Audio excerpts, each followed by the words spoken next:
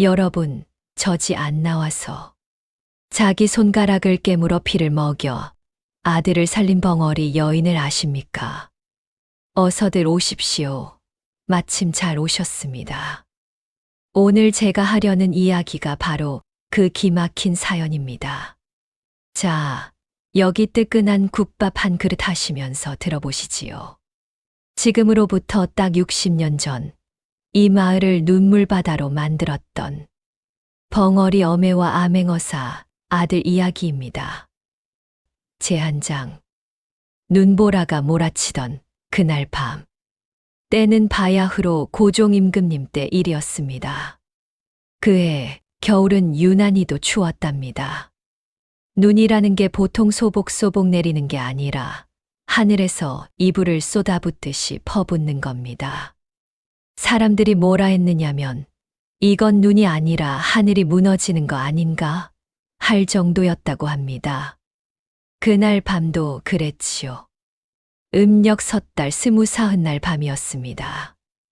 바람은 또 어찌나 매섭게 부는지 기와장이 날아가고 나무가 뿌리째 뽑힐 지경이었습니다. 사람들은 다들 방문 걸어 잠그고 아궁이에 불 떼며 이불 속에 파묻혀 있을 때였지요. 그런데 말입니다. 이 눈보라 속을 한 사람이 걸어가고 있었던 겁니다. 누구냐고요? 분이라는 여자였습니다. 제두장. 벙어리 분이. 분이는 말입니다. 이 마을 뒷산 기슭에 움막 같은 데서 혼자 사는 여자였습니다. 나이는 그때 25. 꽃다운 나이지요. 그런데 이 분이가 말을 못했습니다. 뭐라고 할까요? 벙어리였던 겁니다. 태어날 때부터 말을 못했다고 합니다. 그것도 그냥 말 못하는 게 아니라 소리 자체를 못 내는 겁니다.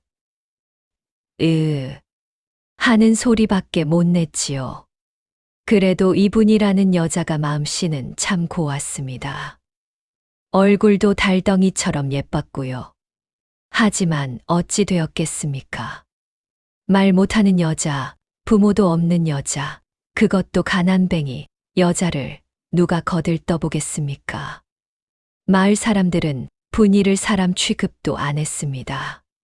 저 벙어리 여편네 하면서 손가락질이나 하고 말이지요. 그래서 분이는 혼자 산에 나무 하러 가고 산나물 뜯어다 팔고 빨래 같은 거 해주고 푼돈이나 받아 연명하며 살았던 겁니다. 그런 분이가 왜 그 눈보라 치는 밤에 밖에 나와 있었을까요? 제3장. 운명의 그 소리. 분이는 그날 저녁 이웃 마을 부잣집에 빨래를 해주러 갔다가 돌아오는 길이었습니다. 품삯으로 받은 쌀 한 되를 품에 꼭 안고 그 험한 산길을 넘어오고 있었던 겁니다. 눈은 허리까지 쌓였고 바람은 살을 내는 듯 매서웠지요.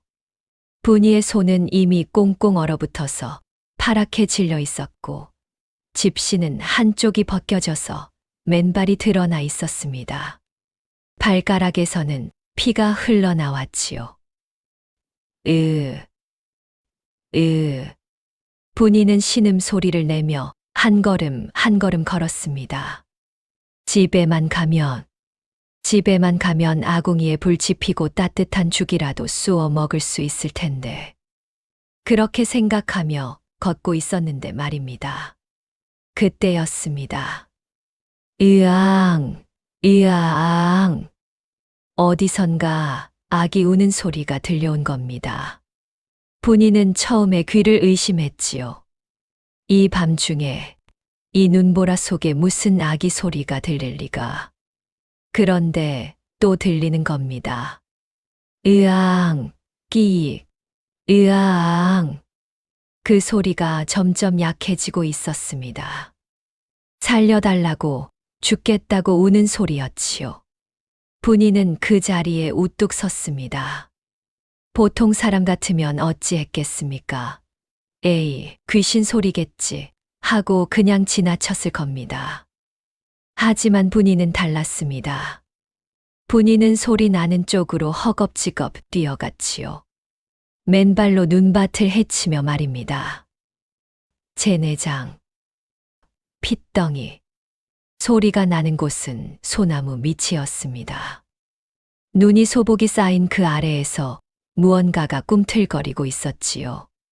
분이는 황급히 눈을 헤쳤습니다. 그리고 그 안에서 아이고 이걸 어쩐담. 갓난아기가 있는 거 아니겠습니까?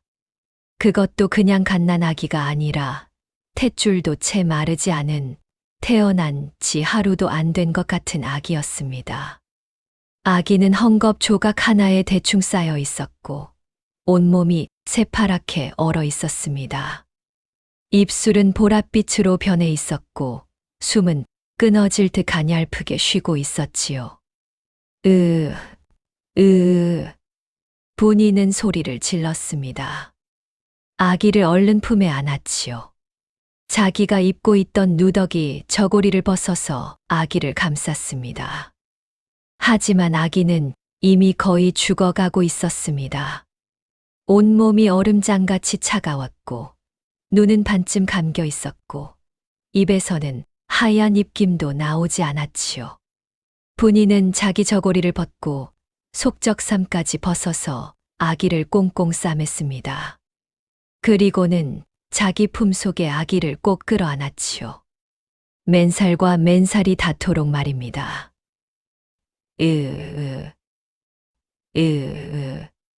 분이는 울먹이며 아기를 안고 달리기 시작했습니다. 이 엄동설 안에 웃옷을 벗은 채로 말이지요. 바람이 살갗을 후려쳐도 눈이 온몸에 달라붙어도 분이는 멈추지 않았습니다. 살려야 한다. 이 아이를 살려야 한다. 제5장 움막으로. 분이가 움막에 도착했을 때는 정신이 거의 아득해질 지경이었습니다. 얼른 아궁이에 불을 지폈습니다. 다행히 아침에 장작을 좀 준비해 둔 게 있었지요. 불이 활활 타오르기 시작했습니다. 분이는 아기를 불 가까이에 놓고 자기도 옷을 주섬주섬 챙겨 입었습니다. 그리고 아기를 들여다봤지요. 아기는 숨을 쉬고 있었습니다. 가늘고 약하지만 숨을 쉬고 있었습니다. 분이는 기쁨의 소리를 냈습니다. 눈물이 주르르 흘러내렸지요. 하지만 기쁨도 잠시. 아기가 울기 시작한 겁니다. 으앙, 으앙. 배고프다는 울음이었지요. 분이는 황급히 부엌을 뒤졌습니다. 쌀이 있었습니다. 아까 품삯으로 받은 그 쌀 한 되가 말입니다. 분이는 얼른 죽을 쑤기 시작했습니다. 하지만 여러분 생각해 보십시오. 갓 태어난 아기가 죽을 먹을 수 있겠습니까? 아기는 젖을 먹어야 하는 거 아니겠습니까? 제6장 젖동량. 분이는 멍하니 아기를 내려다봤습니다. 젖을 먹여야 하는데. 하지만 분이에게는 젖이 없었지요. 아이를 낳아본 적도 없는 처녀 몸이었으니 어찌 젖이 있겠습니까? 아기는 점점 더 세게 울었습니다. 으앙, 끼익, 으앙. 목이 터져라 우는 소리에 분이의 가슴이 찢어지는 것 같았습니다. 분이는 결심했습니다. 마을에 가서 젖을 얻어와야겠다. 그날 밤 자정이 넘은 시각이었습니다. 분이는 아기를 업고 다시 눈보라를 뚫고 마을로 내려갔지요. 첫 번째로 찾아간 집은 김씨네 집이었습니다. 김씨네는 얼마 전에 아기를 낳았다는 소문을 들었거든요. 똑똑똑. 분이가 대문을 두드렸습니다. 누구요? 이 밤중에. 분이는 필사적으로 소리를 냈지요. 문이 열리더니 김씨 마누라가 호롱불을 들고 나왔습니다. 아니, 벙어리 분이가 웬일이야? 이 밤중에. 분이는 업고 있는 아기를 가리키며 자기 젖가슴을 손으로 가리켰습니다. 젖을 좀 달라는 몸짓이었지요. 뭐 젖을 달라고? 아니, 내가 무슨 아기를 낳았어. 설마 어디서 남자를. 김씨 마누라는 분이를 위아래로 훑어봤습니다. 에이, 됐어. 우리 집 젖도 모자라는데 남줄 젖이 어디 있어. 썩 꺼지지 못해. 쾅. 대문이 닫혔습니다. 제7장. 소금물을 맞다. 분이는 포기하지 않았습니다. 두 번째 집, 세 번째 집을 찾아갔지요. 하지만 결과는 똑같았습니다. 벙어리 주제에 무슨 아기를 낳았어. 남의 자식 젖 먹일 젖이 어딨어. 썩 꺼져. 귀찮게. 문전박대를 당하기 일쑤였지요. 그렇게 5집, 6집을 돌아다녔습니다. 아기는 이제 울 기력도 없는지 가냘프게 끙끙대고만 있었습니다. 이러다 죽겠구나. 이 아이가 죽겠구나. 분이는 절망했습니다. 그때였습니다. 분이의 눈에 큰 기와집이 하나 들어왔지요. 마을에서 제일 큰 집이었습니다. 최참판 댁이었습니다. 제8장. 최참판. 최참판은 이 마을에서 땅을 제일 많이 가진 양반이었습니다. 하지만 양반이라고 다 훌륭한 게 아니지요. 이 최참판이라는 자가 그야말로 악독한 인간이었습니다.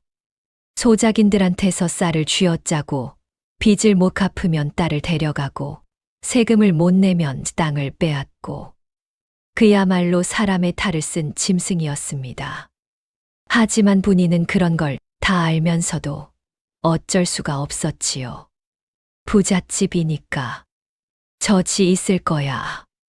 분이는 떨리는 손으로 최참판댁 대문을 두드렸습니다. 똑똑똑. 한참 만에 중문이 열리더니 최참판댁 마님이 나왔습니다. 누구야? 분이는 아기를 보여주며 젖을 달라는 신용을 했지요. 최참판 마님은 분이를 위아래로 훑어본 뒤 코웃음을 쳤습니다. 거참, 벙어리 주제에 아기를 주었다고?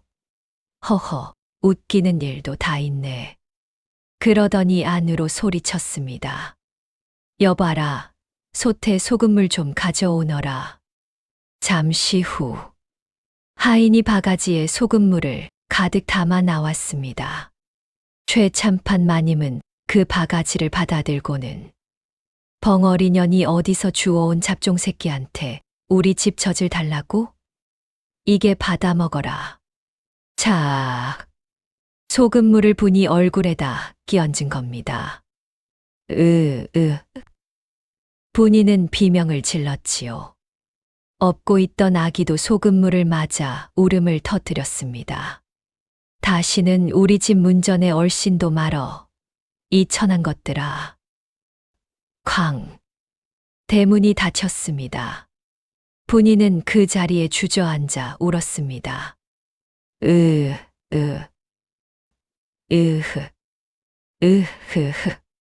소리 없는 울음이었지요. 눈물과 소금물이 뒤섞여 얼굴을 타고 흘러내렸습니다. 제9장. 손가락을 깨물다. 분이는 비틀비틀 움막으로 돌아왔습니다. 아기는 이제 숨소리도 거의 들리지 않았지요.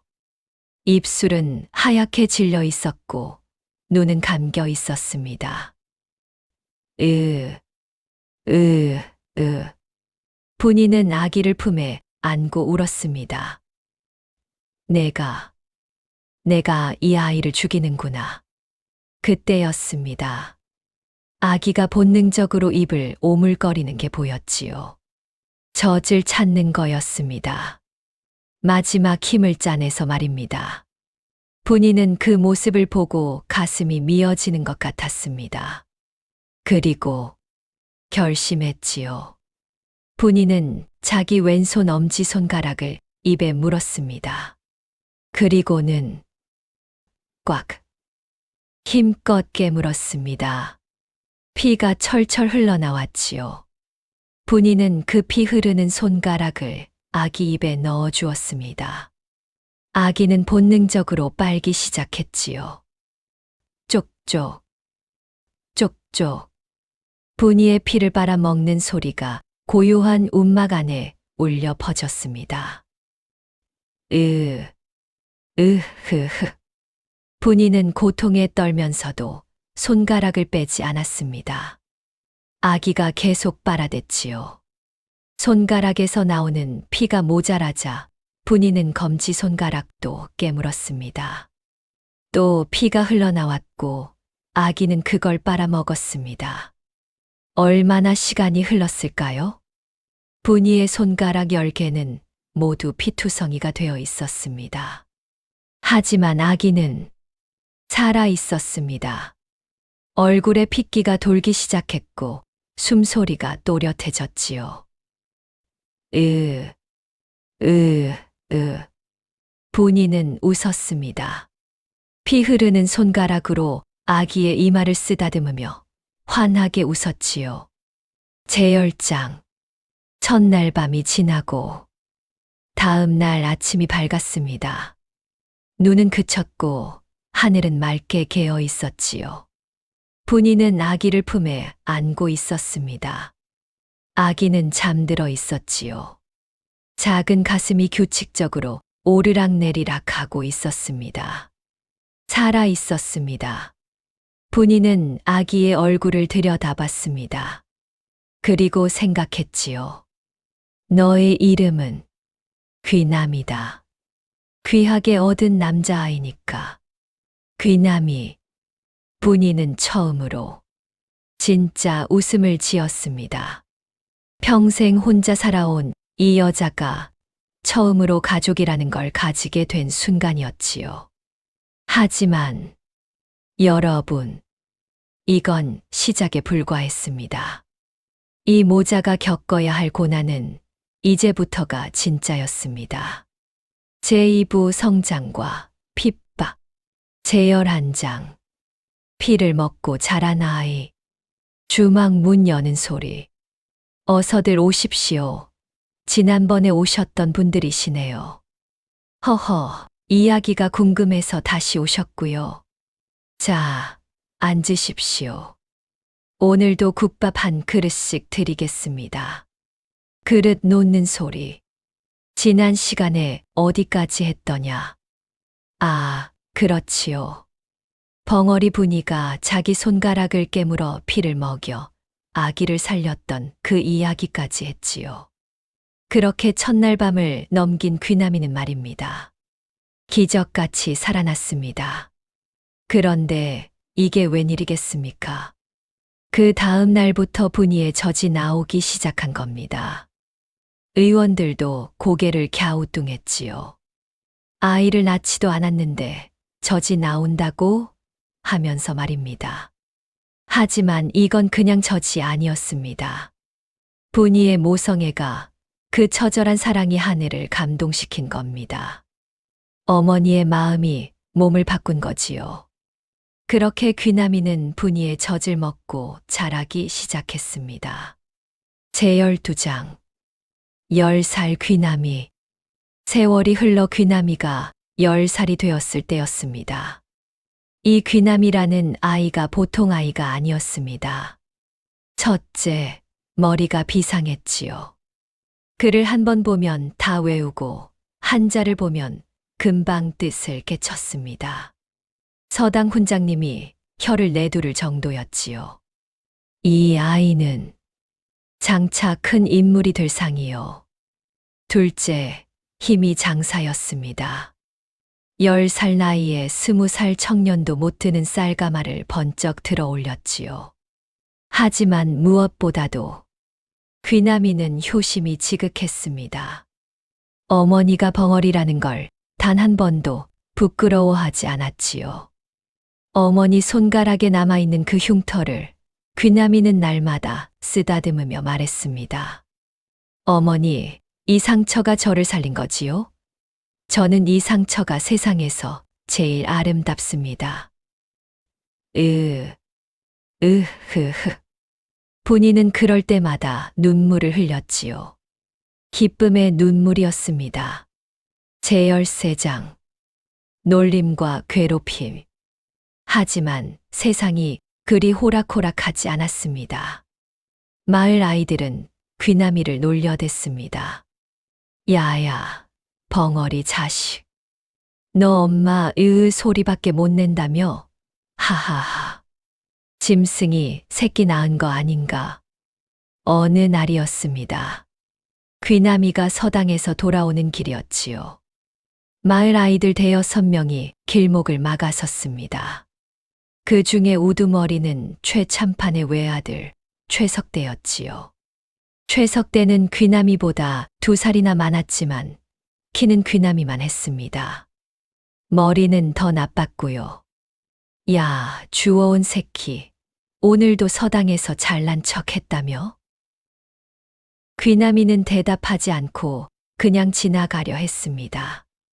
그러자 최석대가 귀나미 앞을 가로막았지요. 야, 내가 말하는데 대답을 안 해. 너도 내 엄마처럼 벙어리야?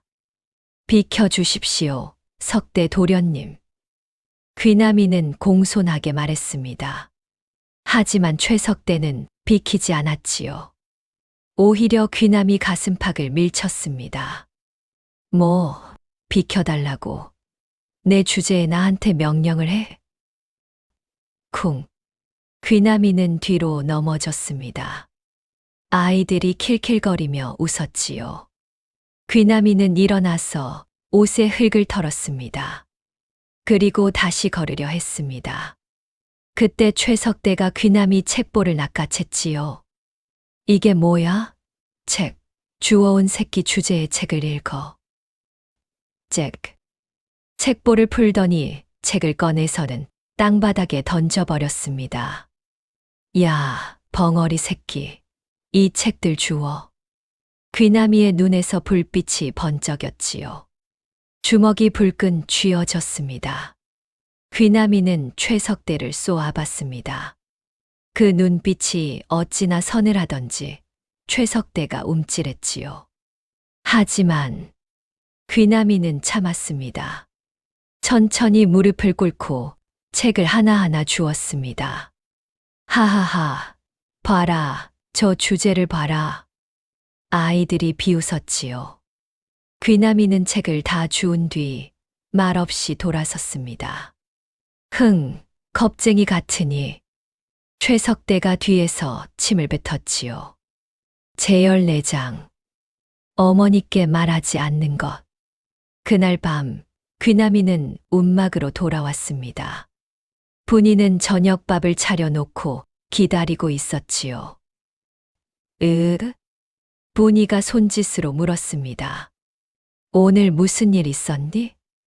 아무 일도 없었습니다, 어머니. 귀나미는 환하게 웃으며 대답했지요. 하지만 분이의 눈은 놓치지 않았습니다. 귀나미 옷에 묻은 흙을, 책보가 찢어진 것을, 손등에 난 상처를. 분이가 귀나미를 끌어안았습니다. 괜찮습니다, 어머니. 정말 괜찮습니다. 귀나미는 웃었지요.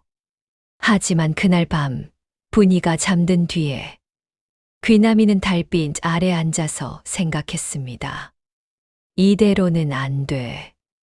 어머니를 이 고생에서 벗어나게 해드려야 해. 내가 출세를 해야 해. 제 15장. 천벌 받을 최참판.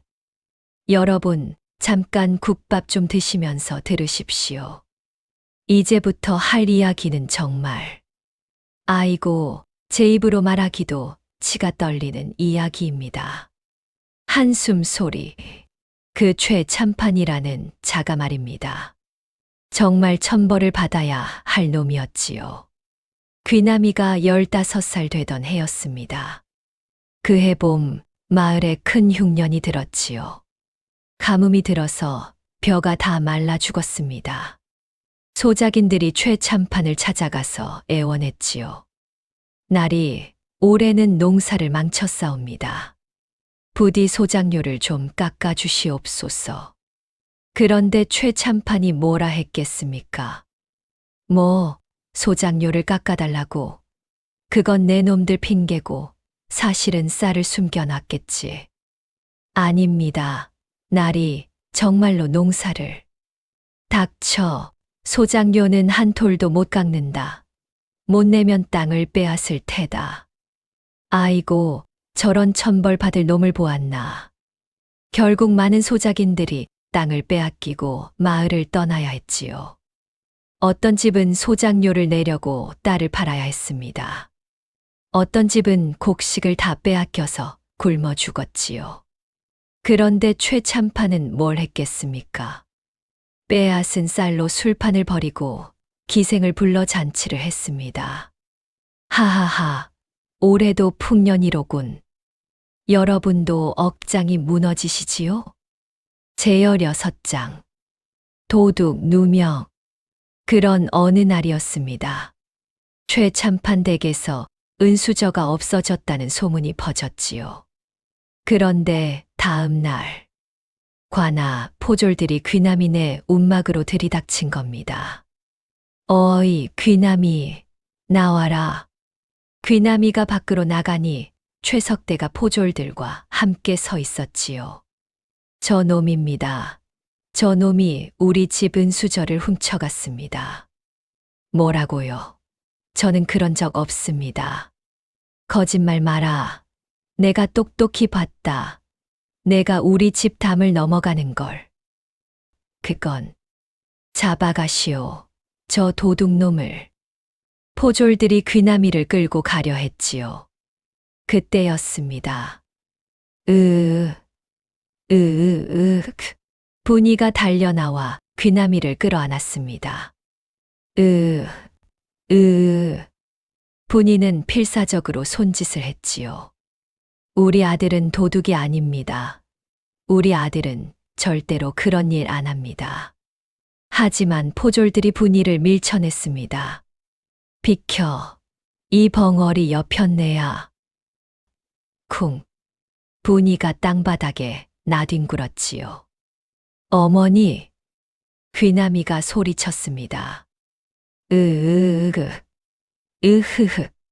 분이는 울면서 포졸들 앞에 무릎을 꿇었습니다.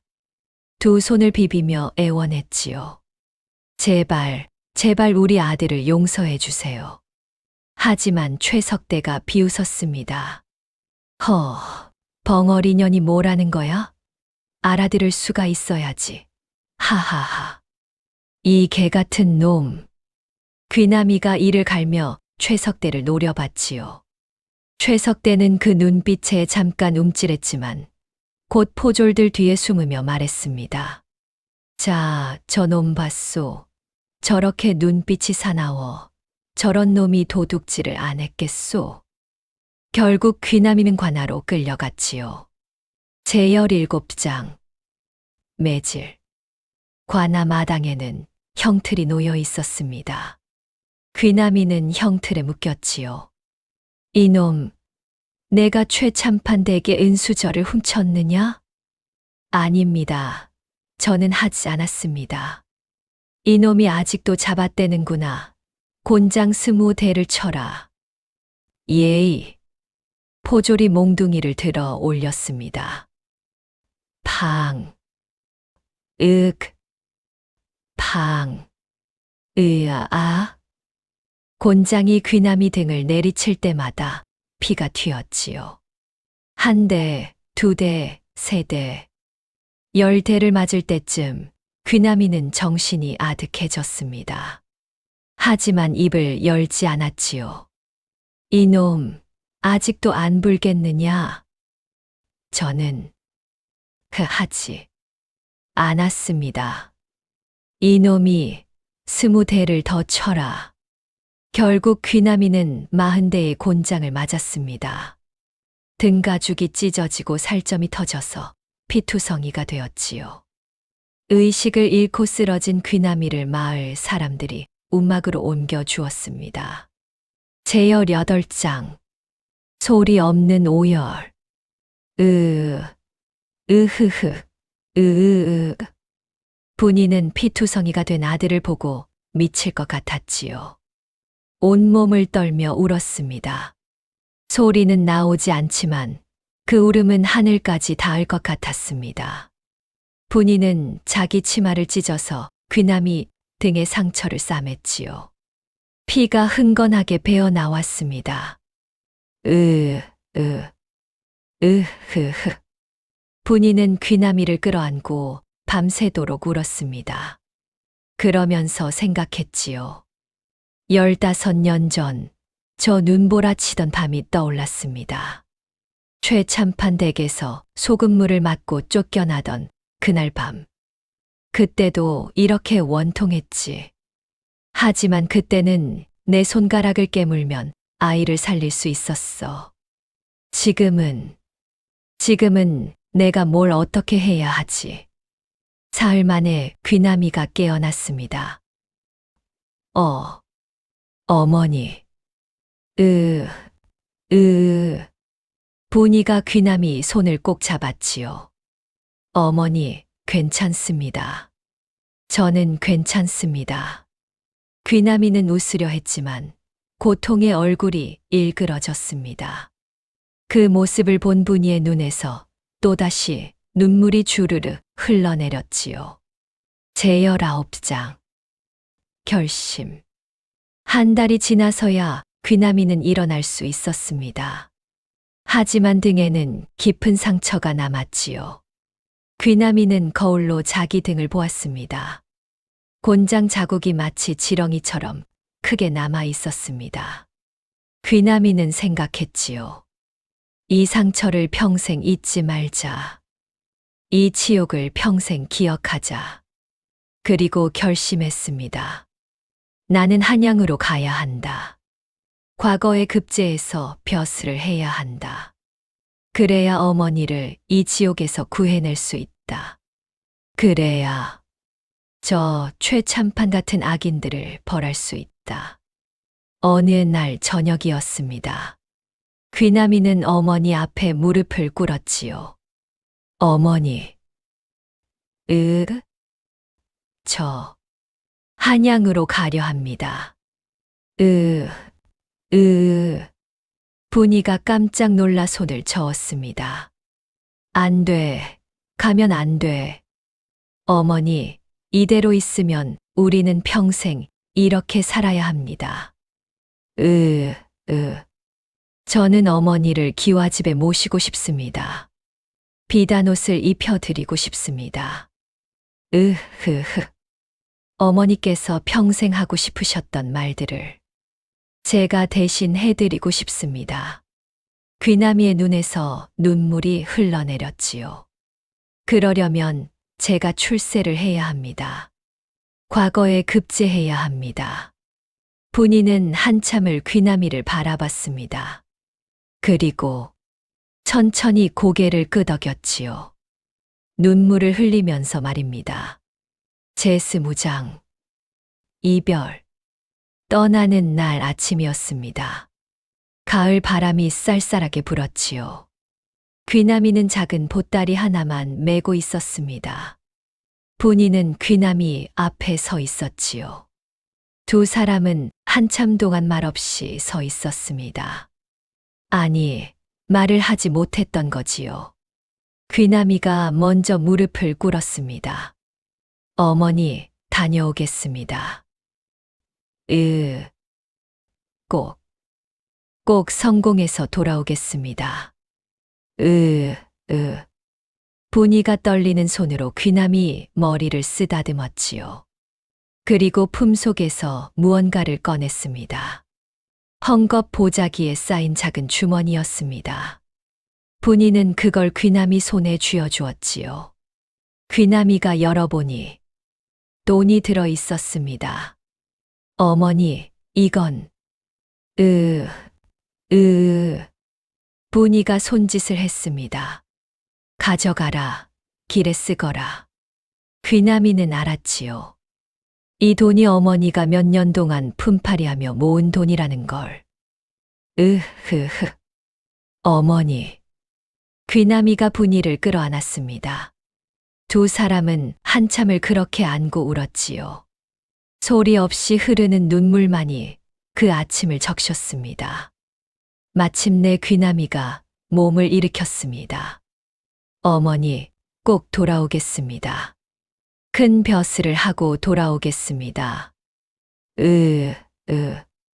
분이가 고개를 끄덕이며 손을 흔들었지요. 귀남이는 3번 절을 올린 뒤 뒤도 돌아보지 않고 걸어갔습니다. 뒤를 돌아보면 발걸음을 뗄 수 없을 것 같았거든요. 분이는 움막 앞에 서서 아들의 뒷모습을 지켜봤습니다. 아들의 모습이 점점 작아지고 마침내 보이지 않을 때까지 분이는 그 자리에 서 있었지요.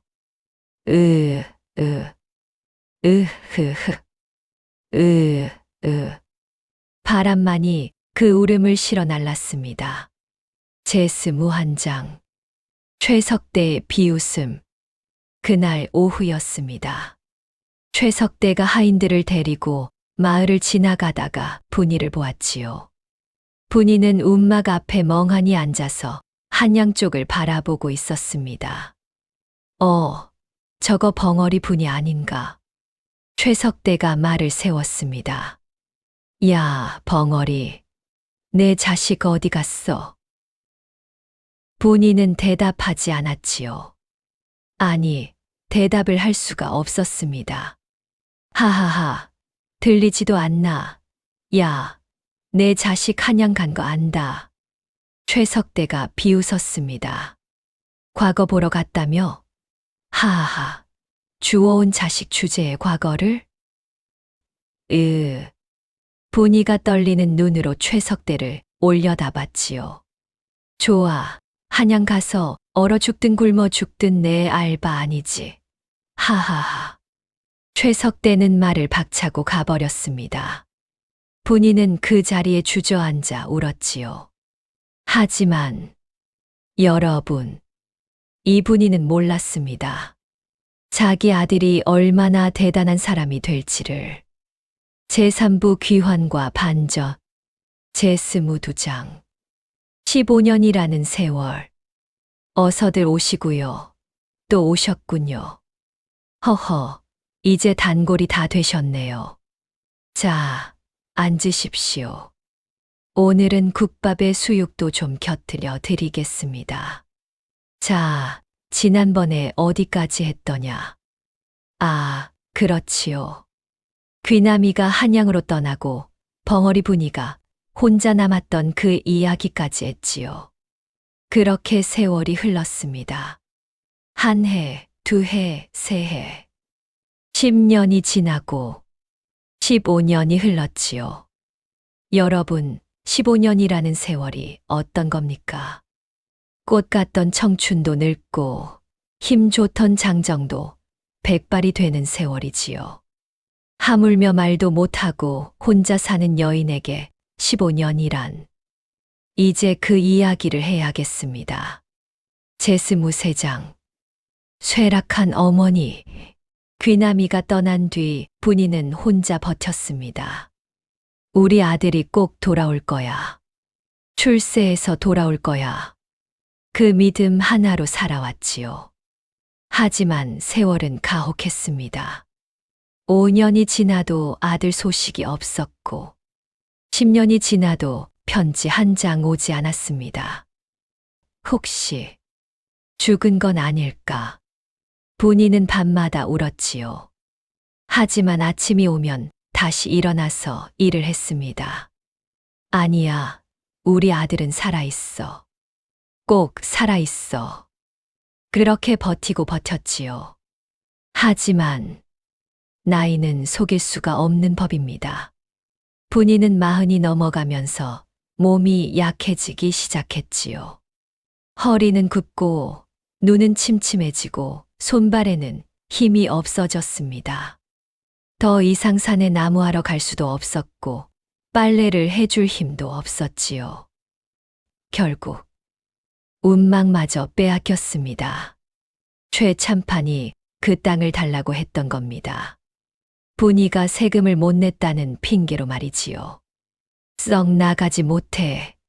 이 벙어리 년아. 분이는 쫓겨났습니다. 갈 곳이 없었지요. 결국 분이는 마을 어귀 느티나무 밑에서 잠을 자게 되었습니다. 그리고 국어를 하기 시작했지요.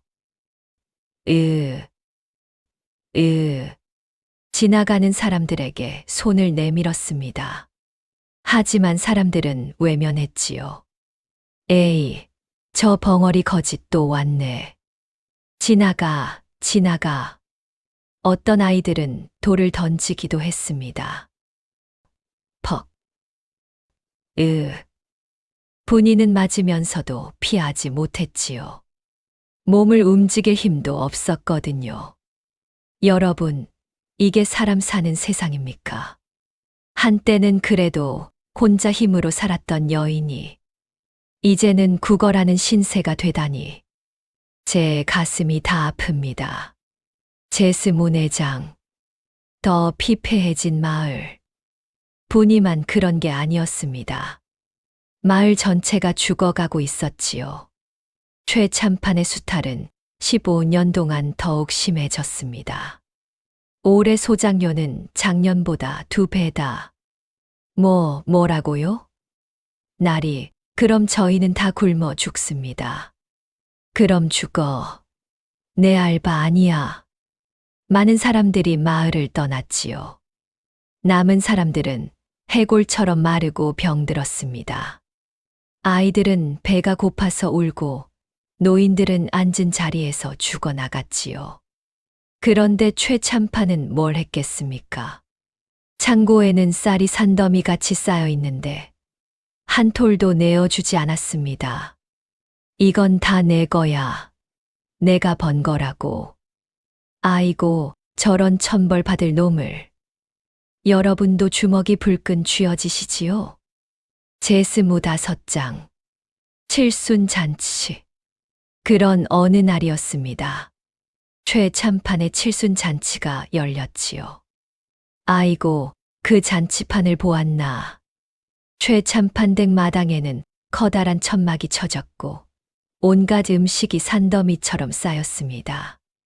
삼겹살에 갈비에 족발에 잡채에 전에 떡에 과일에 그야말로 산의 진미가 따로 없었지요. 하하하, 오늘은 내 칠순이니 실컷 먹게들. 최참판이 높은 상석에 앉아서 웃었습니다. 주변에는 온갖 아첨꾼들이 둘러앉아 있었지요. 나리, 천년만년 사십시오. 나리 덕분에 이 마을이 이렇게 부유합니다. 나리는 정말 성군이십니다. 아이고, 저런 뻔뻔한 놈들을. 기생들도 불러들였지요.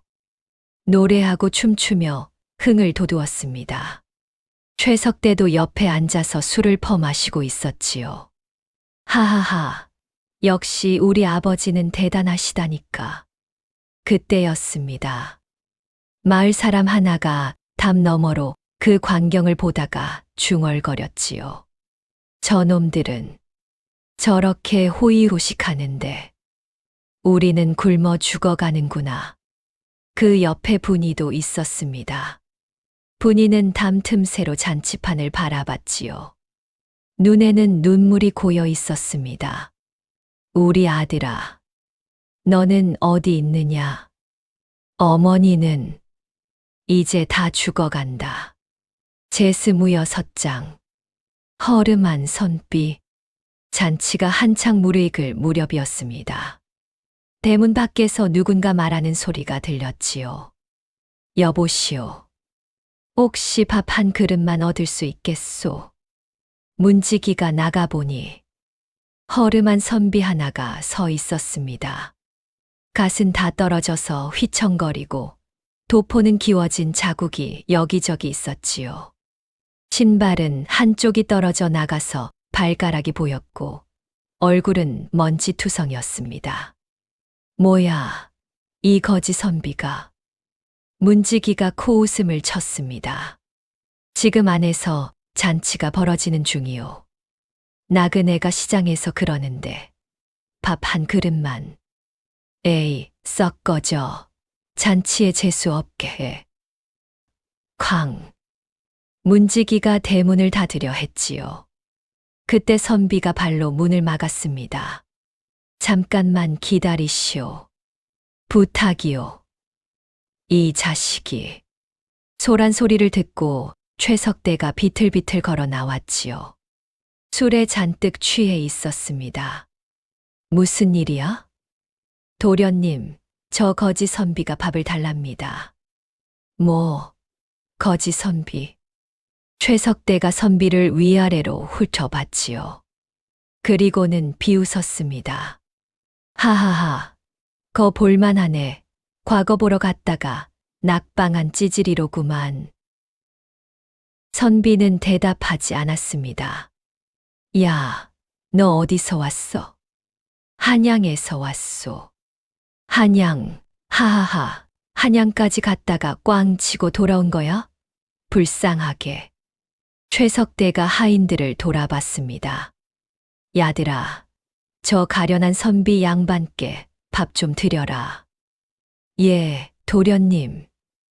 하인이 달려갔다가 무언가를 들고 왔지요. 그런데 그게 뭐였겠습니까? 개밥 그릇이었습니다. 개밥 그릇에 찬 밥을 퍼담아서는 선비 앞에 던져놓은 겁니다. 자, 받아 먹어. 쨍그랑. 그릇이 땅바닥에 나뒹굴었지요. 하하하하. 최석대와 하인들이 배를 잡고 웃었습니다. 선비는 그 그릇을 내려다봤지요. 그리고 천천히 무릎을 꿇었습니다. 고맙소. 선비가 개밥 그릇을 집어들고 밥을 먹기 시작했지요. 하하하, 봐라 저 꼴을. 진짜 개처럼 먹네. 저런 놈이 뭐 과거를 본다고. 하하하. 사람들이 몰려 나와서 구경했습니다. 손가락질하며 비웃었지요. 담 너머에서 이 광경을 보던 마을 사람들은 고개를 돌렸습니다. 불쌍하구나. 저 양반도. 분이도 보고 있었지요. 허름한 선비가 개밥 그릇으로 밥을 먹는 모습을. 그런데 분이의 눈이 커졌습니다. 저 사람. 혹시 제스 무일곱장 번쩍이는 것. 선비는 개밥 그릇을 다 비우고 천천히 일어났습니다. 그리고 옷에 먼지를 털었지요. 고맙소. 덕분에 배를 채웠소. 하하하. 그래, 이제 썩 꺼져. 최석대가 손을 휘저었습니다. 선비는 고개를 끄덕이더니 갑자기 웃었습니다. 허허. 참 재미있구려. 뭐가 재미있어. 15년 전에도 나는 여기서 이런 꼴을 당했었지. 최석대가 눈을 가늘게 떴지요. 15년 전. 눈 내리던 밤에 말이오. 내 어머니가 이 집에 와서 젖을 구걸했을 때 선비의 목소리가 낮아졌습니다. 소금물을 얼굴에 끼얹고 쫓아냈지. 뭐라고? 최석대의 얼굴이 굳어졌지요. 그리고 나는 도둑 누명을 쓰고 40대의 곤장을 맞았지. 선비가 천천히 도포의 띠를 풀었습니다. 그때 내 놈이 뭐라 했더라. 벙어리 자식이라고 했지. 너 설마. 최석대가 뒷걸음질 쳤지요. 선비가 도포를 벗어던졌습니다. 그 안에는 화려한 관복이 있었습니다. 그리고 선비가 품속에서 무언가를 꺼냈지요. 번쩍. 햇빛을 받아 번쩍이는 그것은 마패였습니다.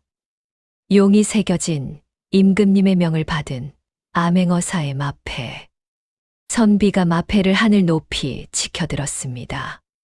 그리고 우렁차게 외쳤지요. 암행어사 출두야. 제스 무여덟장. 천지가 뒤집히다. 쾅쾅쾅쾅. 어디선가 북소리가 울려 퍼졌습니다. 대문이 박살나며 역졸들이 우르르 몰려들어왔지요. 어사 또 나으리 행차하신다. 모두 엎드려라. 잔치판에 있던 사람들이 혼비백산했습니다. 술잔이 떨어지고 음식 그릇이 엎어지고 기생들이 비명을 지르며 도망쳤지요. 어사또 암행어사라고? 최참판이 상석에서 벌떡 일어났습니다. 얼굴이 흙빛으로 변했지요. 이럴 수가. 휘청. 최참판이 그 자리에서 넘어졌습니다.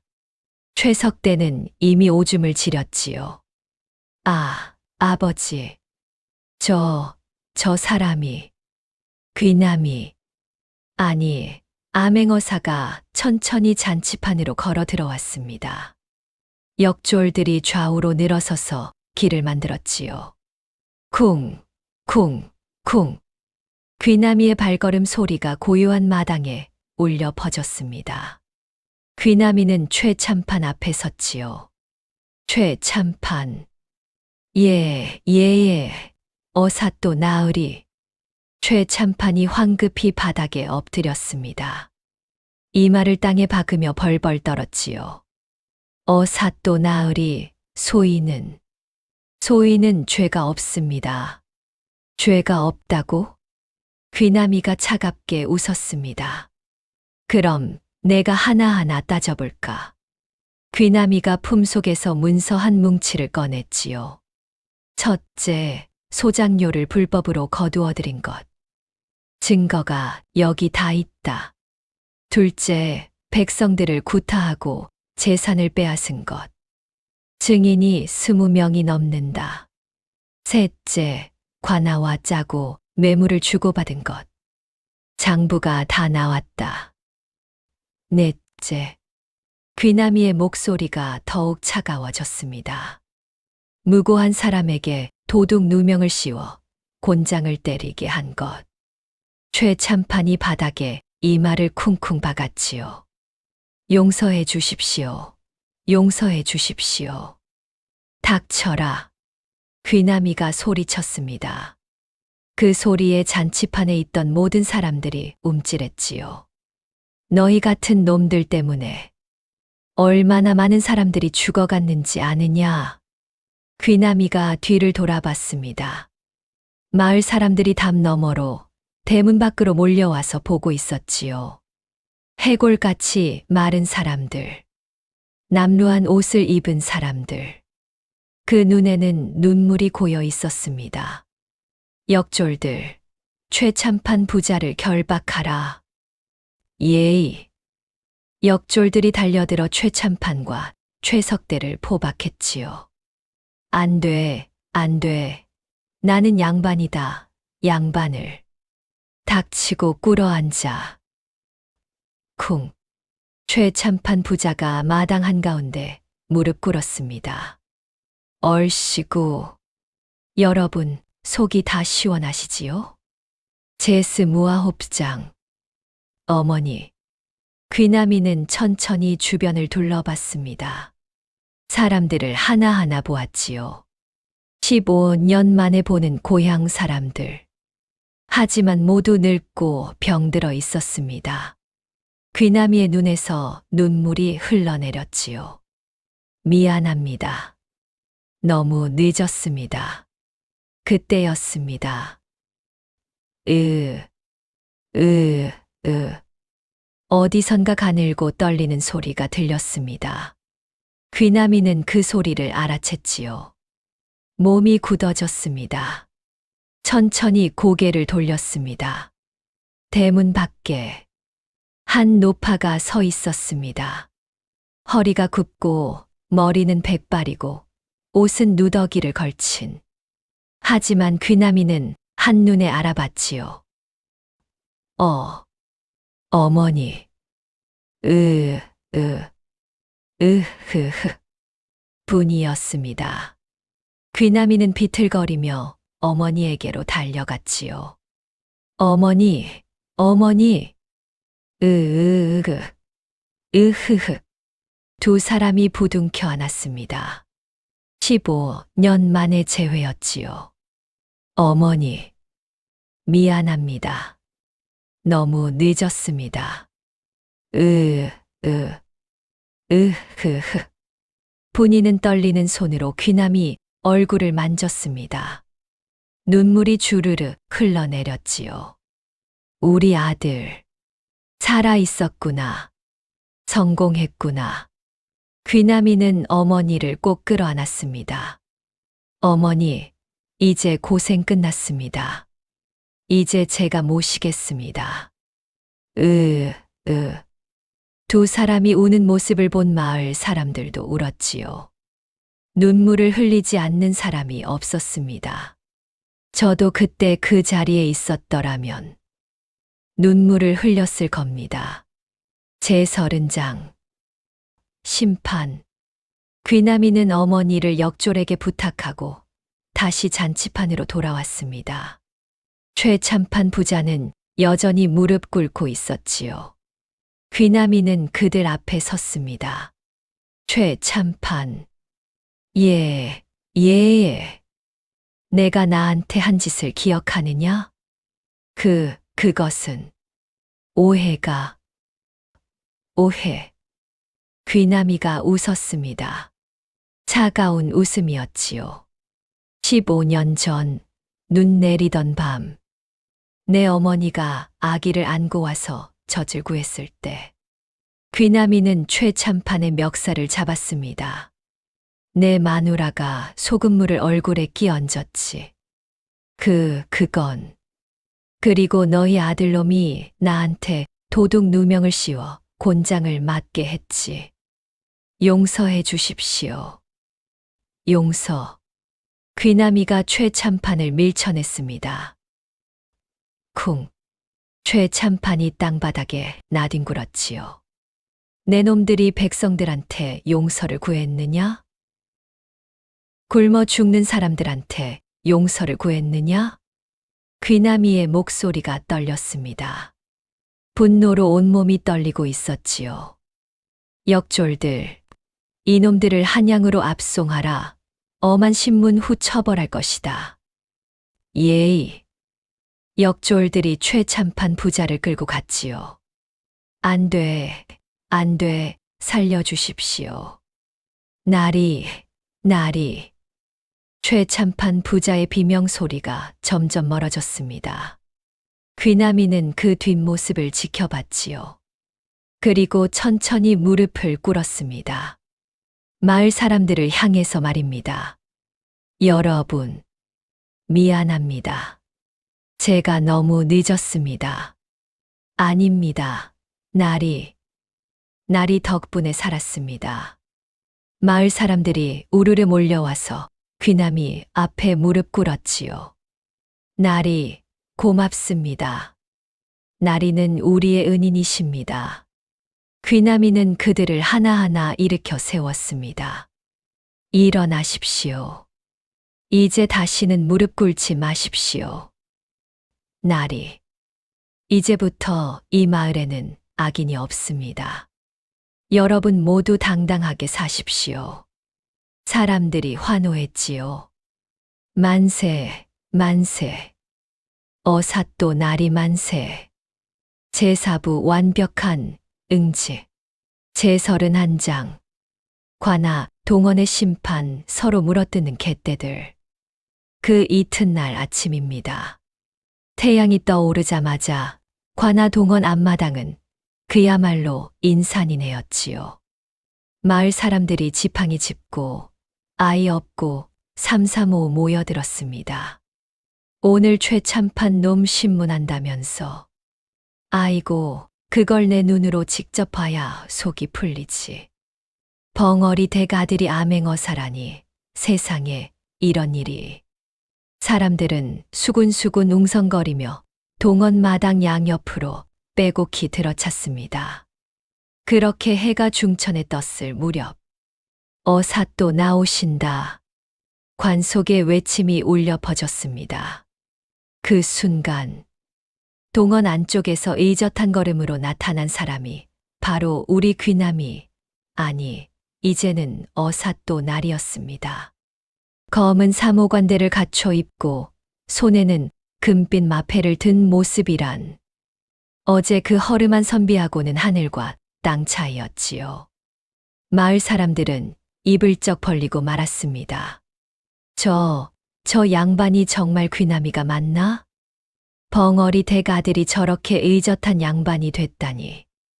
어떤 할머니는 그 자리에서 눈물을 뚝뚝 흘리며 합장을 했습니다. 부처님 감사합니다. 하늘이 우리를 안 버리셨구만. 귀남이가 동원 한가운데 높은 자리에 앉았습니다. 그 위엄 있는 모습이란 죄인들을 끌고 오너라. 우렁찬 목소리가 관아 마당을 울렸습니다. 그러자 포졸들이 우르르 달려 나와서는 포승줄에 꽁꽁 묶인 죄인들을 질질 끌고 왔습니다. 맨 앞에 끌려온 놈이 바로 최참판이었지요. 어제까지만 해도 거들먹거리며 이놈아 저놈아 하던 그 양반이 이제는 상투가 풀어져 머리카락이 뒤엉키고 골룡포는 찢어지고 그야말로 꼴불견 신세가 되어 있었습니다. 뒤이어 그의 아들 최석대, 그리고 최참판 밑에서 온갖 나쁜 짓을 도맡아 하던 이방, 마름, 사랑채 하인들까지 줄줄이 끌려왔습니다. 모두 합쳐서 15명이 넘었지요. 아이고, 그 꼴들 좀 보십시오. 어제까지만 해도 내가 누군 줄 아느냐 하고 으스댔던 놈들이 이제는 서로 떨어져서 눈치만 보고 있는 겁니다. 누가 먼저 벌 받을까 쫄쫄 싸는 모습이란. 마을 사람들은 손뼉을 치며 웃음을 터뜨렸습니다. 저것들 좀 봐라. 쥐구멍이라도 찾는 꼴이여.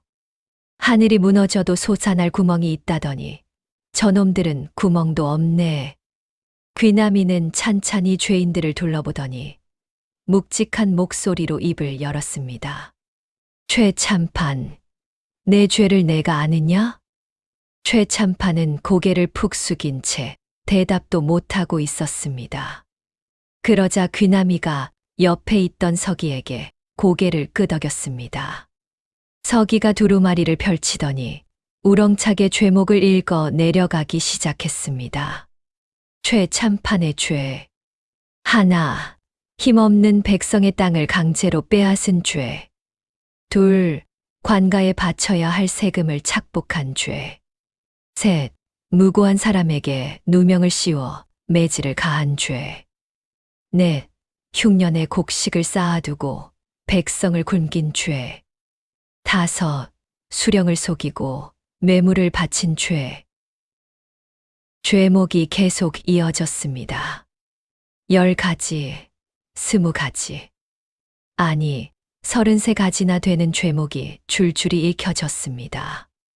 마을 사람들은 듣다가 혀를 내둘렀습니다. 저런 놈이 어떻게 버젓이 살아 있었을까? 지옥에 가도 시원치 않을 놈이여. 죄목 낭독이 끝나자 귀남이가 다시 입을 열었습니다. 최참판, 이 죄목이 사실이냐? 최참판은 바닥에 이마를 찌으며 싹싹 빌기 시작했습니다. 어사또 나리, 소인이 잘못했습니다. 제발 목숨만은 살려주십시오. 사실이냐 아니냐를 묻는 것이다. 귀남이의 호통에 최참판은 떨리는 목소리로 대답했습니다. 사실입니다. 하오나 나리 소인만 나쁜 게 아닙니다. 이방놈과 마름놈들이 부추겼습니다. 저놈들이 먼저. 아이고 꽃이다. 이게 무슨 꼴입니까? 방금까지도 내가 주인이다 하던 놈이 이제 와서 종들한테 책임을 미루고 있는 겁니다. 그러자 옆에 꿇어 앉아 있던 이방이 펄쩍 뛰며 소리쳤습니다.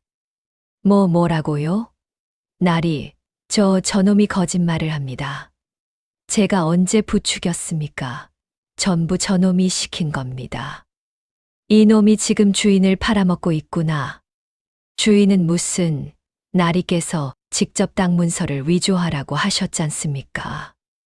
이놈이 지금 아이고 보십시오. 개들이 서로 물어뜯는 꼴이 딱 이런 겁니다. 관아 마당이 아수라장이 되어버렸지요.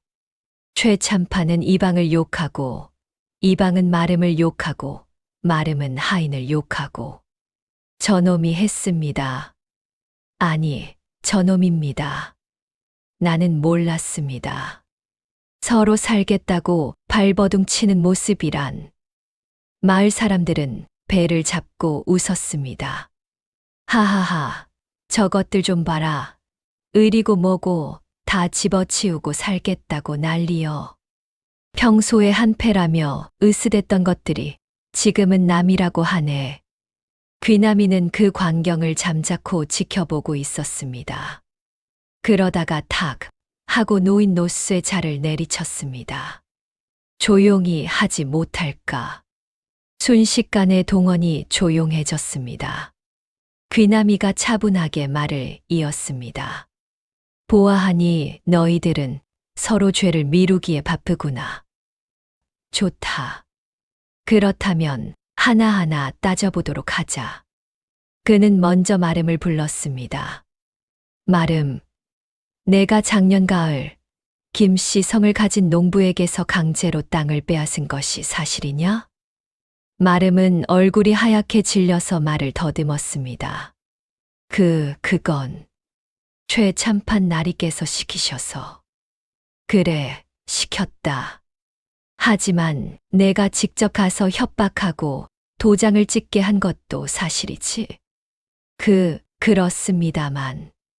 그렇다면 너도 공범이다. 쾅. 노쇠 자가 다시 내려쳐졌습니다. 마름은 그 자리에서 기절할 듯 쓰러졌습니다. 귀남이는 다시 이방을 불렀습니다. 이방, 내가 관가의 장부를 조작해서 세금을 빼돌린 것이 사실이냐? 이방도 어쩔 수 없이 고개를 끄덕였습니다. 사실입니다. 하지만 날이 소인도 먹고 살아야 했습니다. 먹고 살려면 도둑질을 해도 된다는 말이냐? 아닙니다. 그렇다면 입 닥치고 벌을 받아라. 아이고, 통쾌하지 않습니까? 이렇게 하나하나 신문이 이어지면서 죄인들은 모두 자기 죄를 실토할 수밖에 없었습니다. 변명도 소용없었습니다. 귀남이는 이미 15년 전부터 이 마을의 모든 사정을 다 알고 있었던 겁니다. 누가 언제 어디서 무슨 짓을 했는지 빠짐없이 기록해뒀던 거지요. 그러니 거짓말이 통할 리가 없었습니다. 결국 최참판부터 시작해서 이방, 마름, 하인들까지 모두 죄를 자백했습니다. 마지막으로 남은 사람은 최석대였습니다. 최석대 놈은 아버지보다 더 악독한 놈이었지요. 귀남이가 어릴 적에 도둑 누명을 씌워 곤장을 맞게 한 장본인이 바로 이놈이었습니다. 귀남이가 최석대를 똑바로 쳐다보며 물었습니다. 최석대, 너는 15년 전 나에게 도둑 누명을 씌운 것을 기억하느냐? 최석대는 고개를 푹 숙인 채 대답하지 않았습니다. 대답해라. 기억하느냐? 기억합니다. 그때 내가 뭐라고 했지? 벙어리 자식이 감히 나를 쳐다봐. 그렇게 말하지 않았느냐? 그랬습니다. 그리고 나를 도둑으로 몰아 곤장 40대를 맞게 했지. 죄송합니다. 귀남이는 잠시 말이 없었습니다. 그러다가 천천히 입을 열었습니다. 나는 그때 너희들에게 복수하겠다고 다짐했다. 하지만 복수가 아니라 정의를 세우겠다고 마음먹었다. 그래서 15년 동안 공부하고 과거에 급제하고 암행어사가 되어 이 자리에 섰다. 그의 목소리에는 분노가 아니라 깊은 슬픔이 담겨 있었습니다. 최석대, 너는 지금도 후회하지 않는 것 같구나. 최석대는 여전히 고개를 숙인 채 대답하지 않았습니다. 귀남이가 한숨을 쉬며 말했습니다. 좋다. 그렇다면 법대로 하겠다. 제32장. 철저한 처벌 사인하니 풀리는 순간. 자, 어르신들. 이제부터가 진짜 사이다입니다. 귀남이가 노쇠 자를 탁 하고 내리치며 선언했습니다. 최참판, 내 죄는 하늘을 찌른다. 먼저 곤장 80대에 처하겠다. 곤장 80대. 포졸들이 우렁차게 따라 외쳤습니다. 마을 사람들은 환호성을 질렀습니다. 잘했다. 어사또 나리. 80대도 모자라. 100대를 때려야지. 최참판은 바닥에 엎드려 발버둥을 쳤습니다. 나리, 제발 목숨만은. 제 나이가 이미 70이 넘었습니다. 곤장을 맞으면 죽습니다. 내가 15년 전 15살 소년에게 곤장 40대를 때린 것은 생각 안 나느냐? 그건. 닥쳐라. 포졸들, 당장 집행하라. 포졸 넷이 달려들어 최참판을 형틀에 묶었습니다. 그리고 굵은 곤장을 들어 올렸습니다. 하나. 퍽. 첫 대가 최참판의 엉덩이를 내리쳤습니다. 으아악. 최참판이 비명을 질렀습니다. 둘. 퍽. 셋. 퍽. 매가 내려올 때마다 최참판의 비명은 점점 커졌습니다. 마을 사람들은 처음에는 박수를 치며 환호했지만 나중에는 조용히 지켜보기만 했습니다. 복수는 통쾌했지만 그 비명 소리는 듣기 참담했던 겁니다. 어르신들, 여기서 잠깐 말씀드리자면 말입니다. 귀남이는 결코 잔인한 사람이 아니었습니다. 하지만 법은 법입니다. 죄를 지었으면 벌을 받아야 하는 게 세상의 이치 아니겠습니까? 그래서 귀남이는 흔들림 없이 처벌을 집행했던 겁니다. 곤장 80대가 끝나자 최참판은 거의 죽다 살아난 상태였습니다. 포졸들이 그를 질질 끌어내고 이번에는 최석대를 끌고 왔습니다. 최석대, 내 죄 또한 가볍지 않다. 곤장 60대에 처한다. 나리, 저는 아버지가 시킨 대로 한 것뿐입니다. 아버지가 시켰다고 해서 죄가 없느냐? 내가 직접 사람들을 때리고 모욕한 것도 많지 않으냐? 그건 변명 말고 벌이나 받아라. 최석대도 형틀에 묶였습니다. 그런데 말입니다, 어르신들. 이 최석대 놈은 아버지보다 더 엄살이 심했습니다. 곤장 첫 대가 내려가자마자 으악, 죽는다. 사람 살려. 나리, 제발. 퍽. 으헉, 아야야야. 다리가 부러진다. 퍽. 으아, 엉덩이가 찢어진다. 마을 사람들은 그 꼴을 보며 피식피식 웃었습니다. 저것 봐라. 평소에 으스댈 때는 언제고 지금은 아기처럼 울어대네. 남 때릴 때는 언제고 자기가 맞으니까 저 난리여. 60대가 끝나자 최석대는 완전히 기절해버렸습니다. 속이 뻥 뚫리지 않으십니까? 헌데 말입니다. 아직 끝이 아닙니다. 곤장은 시작에 불과했습니다. 귀남이가 다시 선언했습니다. 이방, 곤장 50대. 마름, 곤장 40대. 하인들, 각각 곤장 30대. 줄줄이 벌이 내려졌습니다. 관아 마당에는 비명 소리가 끊이질 않았습니다.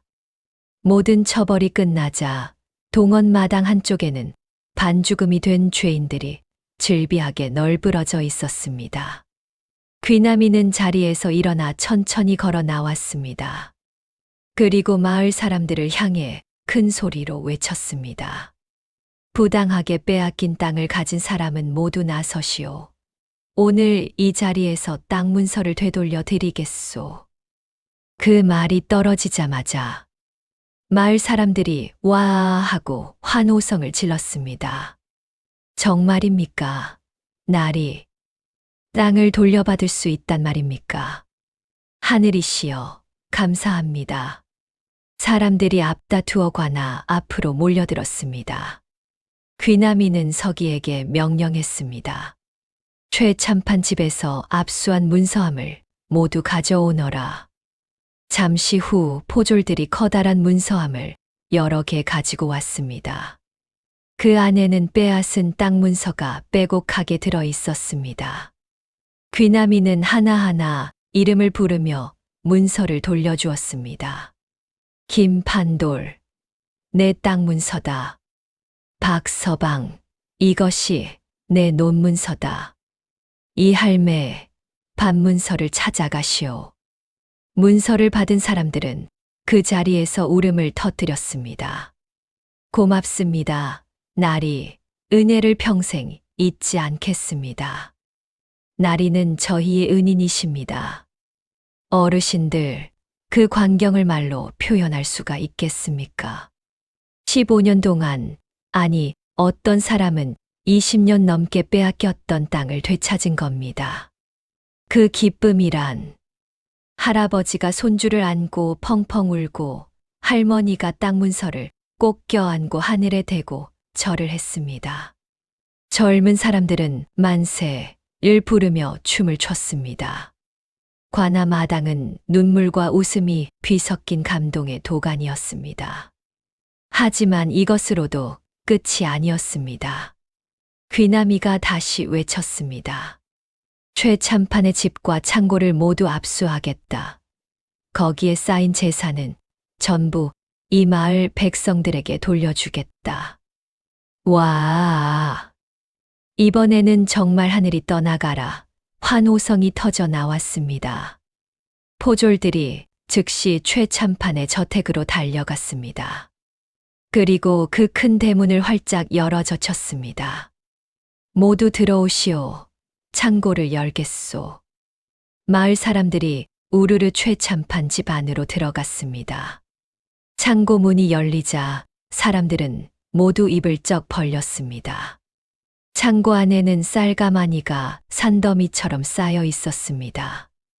100가마, 200가마, 아니 500가마가 넘게 쌓여 있었습니다. 그것도 흉년의 백성들이 굶어 죽을 때 이놈은 몰래 쌓아둔 거였습니다. 또 다른 창고에는 비단과 무명이 가득했습니다. 세 번째 창고에는 은자와 동전이 항아리에 담겨 있었습니다. 그 재산이란 마을 사람 모두가 10년은 먹고 살 수 있을 만큼 어마어마했습니다. 귀남이가 명령했습니다. 쌀은 집집마다 한 가마씩 나눠주고 비단은 옷 없는 사람에게, 돈은 빚진 사람에게 우선 나눠주거라. 예, 나리. 포졸들과 마을 청년들이 나서서 재산을 나누기 시작했습니다. 아이고, 그 광경이란. 사람들이 쌀가마니를 지고 비단을 안고 덩실덩실 춤을 추며 돌아갔습니다. 이야, 이제 쌀밥 먹고 산다. 우리 아이들 옷도 해 입히고 빚도 갚고 이제 떳떳하게 살 수 있겠네. 어떤 할머니는 쌀가마니를 쓰다듬으며 눈물을 흘렸습니다. 벙어리 댁아들 덕분이여. 하늘이 우리를 안 버리셨구만. 마을 전체가 축제 분위기가 되었습니다. 북소리가 울려 퍼지고 사람들은 마당에서 춤을 췄습니다. 아이들은 깔깔거리며 뛰어다니고 개들까지 꼬리를 흔들며 기뻐했습니다. 그렇게 해가 저물어 갈 무렵이었습니다. 관아 뒤편 조용한 곳에서 귀남이는 혼자 서 있었습니다. 그의 눈에는 눈물이 글썽였습니다. 어머니, 제가 해냈습니다. 드디어 이 마을에 정의를 세웠습니다. 바람이 불어왔습니다. 마치 어머니가 아들의 등을 쓰다듬어 주는 것 같았습니다. 제33장. 마을의 변화와 벙어리 어머니의 명예. 그날 밤 마을 사람들은 모두 저마다의 집으로 돌아갔습니다. 하지만 한 가지 일이 남아 있었습니다. 바로 벙어리 어머니 분이를 찾는 일이었지요. 사람들은 수군수군거렸습니다. 벙어리 댁이 어디 계신지 아는 사람 있소? 아까 마을 어귀에서 봤는데 우리가 찾아가서 인사를 드려야 하지 않겠소? 그래야지. 어사또 나리의 어머니신데 제대로 모셔야지. 마을 사람들 수십 명이 횃불을 들고 분이를 찾아 나섰습니다. 그런데 말입니다. 분이는 여전히 마을 구석 허름한 움막에 살고 있었습니다. 너무 오랫동안 거지 생활을 해서 이제 와서 사람들 틈에 끼는 것이 두려웠던 겁니다. 사람들이 분이의 움막을 찾았을 때 분이는 캄캄한 방 안에서 혼자 앉아 있었습니다. 벙어리 댁 계십니까? 문을 두드리는 소리에 분이는 깜짝 놀라 문을 열었습니다. 그런데 문 밖에는 마을 사람들이 가득 서 있는 겁니다. 횃불을 든 사람, 음식을 든 사람, 이불을 가져온 사람. 분이는 어리둥절해서 사람들을 바라보았습니다.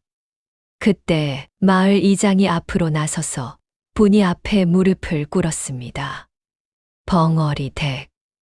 아니, 어사또 어머님. 이장이 분이에게 큰 절을 올렸습니다. 그러자 뒤에 있던 사람들도 모두 무릎을 꿇고 절을 했습니다.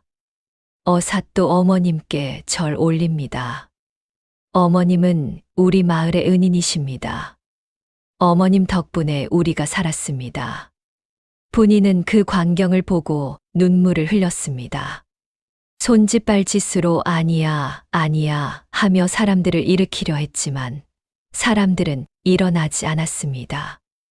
이장이 말했습니다. 어머님, 저희가 그동안 어머님을 푸대접했습니다. 용서해 주십시오.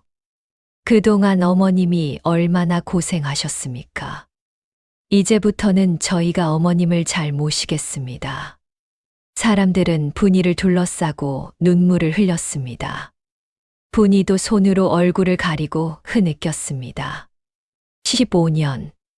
아니, 평생 동안 멸시받고 무시당했던 벙어리 여인이 이제는 마을의 어른으로 대접받게 된 겁니다. 그날부터 마을은 완전히 달라졌습니다.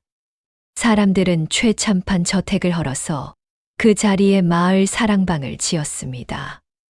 그리고 마을 한가운데 새로운 집을 지어 분이를 모셔왔습니다. 분이는 처음에는 사양했지만 사람들이 억지로 모셔왔습니다. 어머님, 이제 편히 사십시오. 아드님께서 큰 벼슬을 하셨으니 어머님도 귀하게 사셔야지요. 새 집은 비록 크지는 않았지만 깨끗하고 따뜻했습니다. 마을 아낙네들이 돌아가며 밥을 해다 주고 아이들은 할머니 하며 인사를 했습니다. 분이는 그 모든 게 꿈만 같았습니다. 어느 날 마을 아이들이 분이 집 마당에 모여들었습니다. 할머니, 할머니 아들이 정말 암행어사예요. 할머니, 아들이 나쁜 놈들 다 혼내줬어요. 아이들이 눈을 반짝이며 물어보았습니다. 분이는 말은 못하지만 미소를 지으며 고개를 끄덕였습니다. 우와, 할머니 아들 정말 멋있다. 나도 커서 암행어사가 될 거야. 아이들은 깔깔거리며 웃었습니다. 분이는 그 모습을 보며 행복한 눈물을 흘렸습니다. 귀남아, 내가 이렇게 훌륭하게 자라줘서 고맙다. 며칠 후 귀남이가 어머니를 찾아왔습니다. 분이는 아들을 보자마자 달려가 꼭 껴안았습니다. 귀남이도 어머니를 꼭 안았습니다. 어머니, 저 돌아왔습니다. 분이는 손짓으로 물었습니다.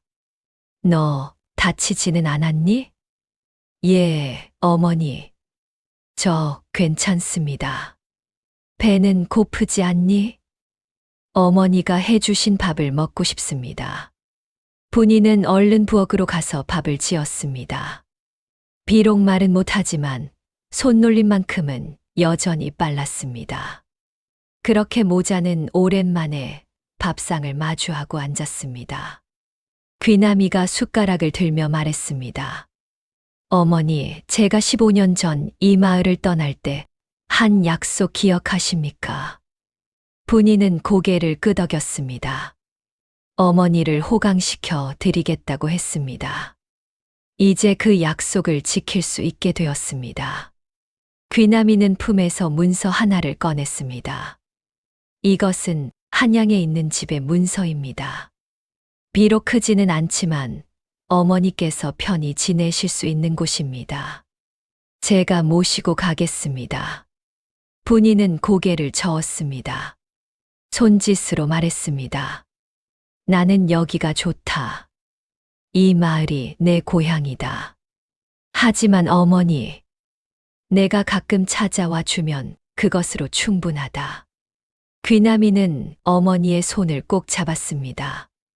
알겠습니다, 어머니. 그렇다면 제가 자주 찾아뵙겠습니다. 분이는 아들의 머리를 쓰다듬었습니다. 그 손길은 여전히 거칠었지만 그 안에는 따뜻한 사랑이 담겨 있었습니다.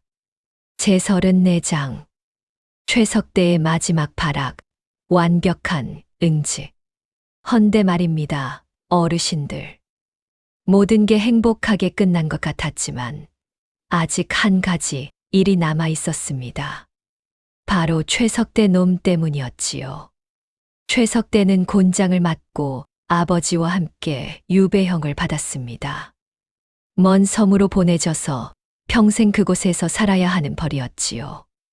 어느 날 밤 포졸 둘이 최석대를 데리고 유배지로 가는 길이었습니다. 달도 없는 캄캄한 밤이었습니다. 포졸들은 피곤해서 잠깐 쉬어가기로 했습니다. 야, 여기서 좀 쉬어가자. 어차피 저놈은 결박이 되어 있으니 도망 못 간다. 그래, 나도 다리가 아파 죽겠다. 포졸 둘은 나무 아래 앉아서 졸기 시작했습니다. 그때였습니다. 최석대가 몰래 포승줄을 풀기 시작한 겁니다. 사실 최석대는 포승줄을 묶는 법을 알고 있었습니다. 어릴 때부터 아버지 밑에서 사람들을 묶는 걸 자주 봤거든요. 그래서 틈만 나면 몰래 줄을 풀려고 노력했던 겁니다. 드디어 줄이 풀렸습니다. 최석대는 조심조심 일어났습니다. 포졸 둘은 여전히 코를 골며 자고 있었습니다. 흐흐흐. 이제 도망쳐서 복수를 하겠다. 최석대는 몰래 숲속으로 사라졌습니다.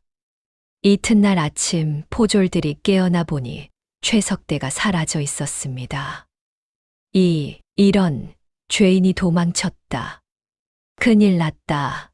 어사 또 날있게 보고해야 한다. 포졸들은 허둥지둥과 나로 달려갔습니다. 소식을 들은 귀남이는 침착하게 말했습니다. 그놈이 어디로 갔을지 뻔하지 않겠는가. 어디로 갔을까요? 날이 분명 나를 해치러 올 것이다. 그놈의 성격상 가만히 있지 않을 것이다. 귀남이는 이미 다 예상하고 있었던 겁니다. 마을 청년들을 불러 경비를 세우도록 하라. 특히 어머니 댁 주변을 철저히 지키라. 예, 나리. 그날 밤 마을은 조용했습니다.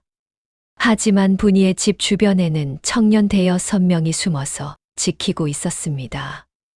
한밤중이 되자 검은 그림자 하나가 담을 넘어 들어왔습니다. 바로 최석대였습니다. 최석대는 손에 칼을 들고 있었습니다. 어디선가 훔쳐온 칼이었지요. 벙어리 할망구부터 죽이고 그 다음에 귀남이 놈을. 최석대가 분이의 방문 앞에 다가갔습니다. 그 순간 이놈 거기 서라. 숨어있던 청년들이 우르르 달려 나왔습니다. 최석대는 깜짝 놀라 뒤를 돌아봤습니다. 너희들은 죄인이 감히 도망쳐서 또 나쁜 짓을 하려 들다니 가만 안 둔다.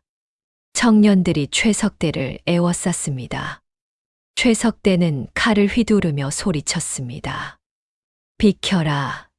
안 그러면 다 죽인다. 하지만 청년들은 물러서지 않았습니다. 그때 한 청년이 최석대의 손목을 낚아챘습니다. 으악! 최석대가 칼을 떨어뜨렸습니다. 다른 청년들이 달려들어 최석대를 바닥에 쓰러뜨렸습니다. 놔라고. 이놈이 끝까지. 청년들이 최석대를 꽁꽁 묶었습니다. 그때 어디선가 귀남이가 나타났습니다. 귀남이는 이미 모든 걸 알고 있었던 듯 차분한 얼굴로 최석대를 내려다보았습니다. 최석대, 너는 끝까지 변하지 않는구나. 최석대는 바닥에 엎드린 채 이를 갈았습니다. 너 때문이다. 다 내 때문이야. 아니다. 내가 먼저 죄를 지었고 나는 그 죄를 벌한 것뿐이다. 버리라고. 나는 인정 못한다. 귀남이는 한숨을 쉬었습니다. 그렇다면 더 이상 할 말이 없구나. 청년들아, 이놈을 관하로 끌고 가라. 도주와 살인미수죄를 더해 엄하게 다스리겠다. 예, 나리. 청년들이 최석대를 질질 끌고 갔습니다. 최석대는 끝까지 발버둥을 쳤지만 소용없었습니다. 다음 날 관아에서 최석대에 대한 추가 신문이 있었습니다. 귀남이가 선언했습니다. 최석대, 너는 유배형을 어기고 도주했으며 살인을 시도했다. 이는 역적과 같은 죄다. 따라서 유배지를 더 먼 곳으로 옮기고 곤장 50대를 추가로 가한다. 나리. 그리고 평생 족쇄를 차고 살도록 명한다. 노스의 자가 내려쳐졌습니다. 최석대는 그 자리에서 기절했습니다. 이렇게 해서 최석대는 영영 돌아올 수 없는 먼 섬으로 유배되었습니다. 마을 사람들은 모두 안도의 한숨을 쉬었습니다. 이제야 정말 끝났구만. 악당들이 모두 벌을 받았으니 이제 우리도 편히 살 수 있겠네. 어사또 나리 덕분이여. 마을에는 다시 평화가 찾아왔습니다. 제5부 아름다운 이별 완결 제35장 임금님의 사앙 가문의 영과 최참판 일당을 처벌하고 며칠이 지난 어느 날이었습니다. 귀남이는 어머니께 작별 인사를 드리고 다시 한양으로 올라가야 했습니다. 암행어사로서 임금님께 보고를 올려야 했기 때문이지요. 분이는 아들의 옷깃을 매만져주며 눈물을 글썽였습니다. 손짓으로 말했습니다. 조심해서 다녀오너라. 밥은 거르지 말고. 예, 어머니. 금방 다녀오겠습니다. 귀남이는 어머니께 깊은 절을 올리고 말에 올라탔습니다. 마을 사람들이 길 양쪽에 늘어서서 배웅을 했습니다. 나리, 안녕히 다녀오십시오. 우리의 은인이십니다. 귀남이는 손을 흔들며 마을을 떠났습니다. 며칠 후 귀남이는 대궐 안어전에서 임금님을 아련했습니다. 소신 암행어사 이귀남 복명하옵나이다. 오, 경이 돌아왔구나. 어찌 되었느냐? 귀남이는 차근차근 보고를 올렸습니다. 최참판의 악행, 백성들의 고통, 그리고 처벌 과정까지 낱낱이 말씀드렸습니다. 임금님은 고개를 끄덕이시며 들으셨습니다. 잘했다. 경은 과연 짐이 믿고 보낸 신하답구나. 황공하옵니다. 전하. 그때 임금님께서 물으셨습니다. 그런데 경의 어머님은 어찌 된 분이시냐? 소문을 들으니 벙어리시라던데. 귀남이는 잠시 말을 멈추었습니다. 그러다가 천천히 입을 열었습니다. 전하, 소신의 어머니는 말씀은 못하시지만 이 세상 그 어떤 어머니보다도 큰 사랑을 주신 분이옵니다. 귀남이는 어머니가 자신을 어떻게 키웠는지 손가락을 깨물어 피를 먹여 살렸던 일, 젖동량을 다니며 키웠던 일을 눈물을 글썽이며 말씀드렸습니다. 임금님은 그 이야기를 들으시더니 눈시울을 붉히셨습니다. 허허, 천하에 그런 어머니가 또 어디 있겠는가. 임금님은 잠시 생각에 잠기시더니 옆에 있던 내관을 불렀습니다. 내관, 당장 정경부인 첩지를 준비하라. 예, 전하. 정경부인이라. 어르신들, 이게 어떤 벼슬인지 아십니까? 양반과 부인 중에서도 최고 품계에 해당하는 칭호입니다. 임금님께서 직접 내리시는 영광스러운 자귀지요. 임금님께서 다시 말씀하셨습니다. 그리고 그 마을 입구에 효자문을 세워주도록 하라. 이 귀남의 효성을 기리기 위함이니라. 성은이 만극하옵니다. 전하. 귀남이는 땅에 이마를 찌우며 절을 올렸습니다. 눈물이 주르르 흘러내렸습니다. 어머니. 이제 어머니께서도 떳떳하게 사실 수 있습니다. 보름쯤 지난 어느 날이었습니다. 마을 입구가 그야말로 인산이네였지요. 한양에서 관리들이 내려와서 커다란 붉은 홍살문을 세우고 있었던 겁니다. 바로 효자문이었습니다. 문에는 금빛 글씨로 이렇게 적혀 있었습니다. 효자 암행어사 이귀남지려. 마을 사람들은 모두 나와서 구경을 했습니다. 아이고, 우리 마을에 효자문이 서다니. 이게 다 벙어리 댁 덕분이여. 앞으로 우리 마을이 효자마을로 유명해지겠네.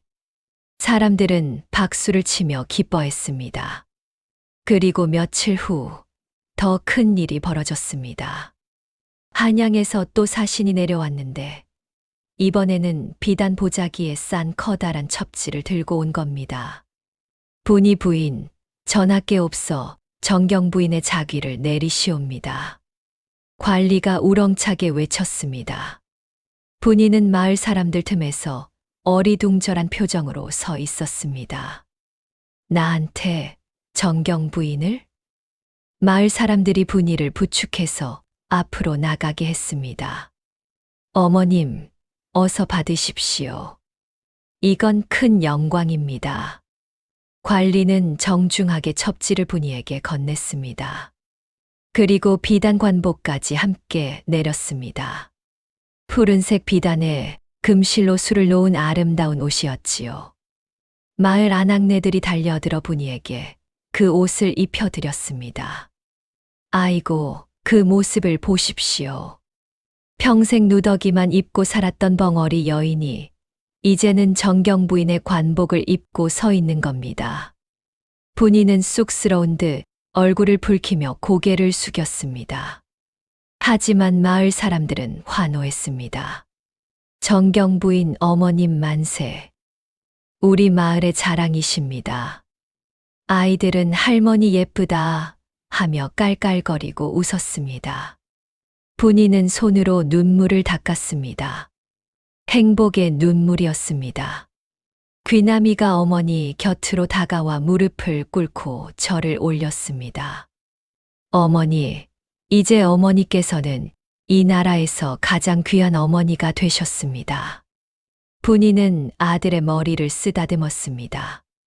말은 못하지만 그 눈빛에는 모든 감정이 담겨 있었습니다. 고맙다, 아들아. 내가 이렇게 자라줘서. 제 36장. 행복한 나날들, 평화의 시간. 그렇게 시간이 흘렀습니다.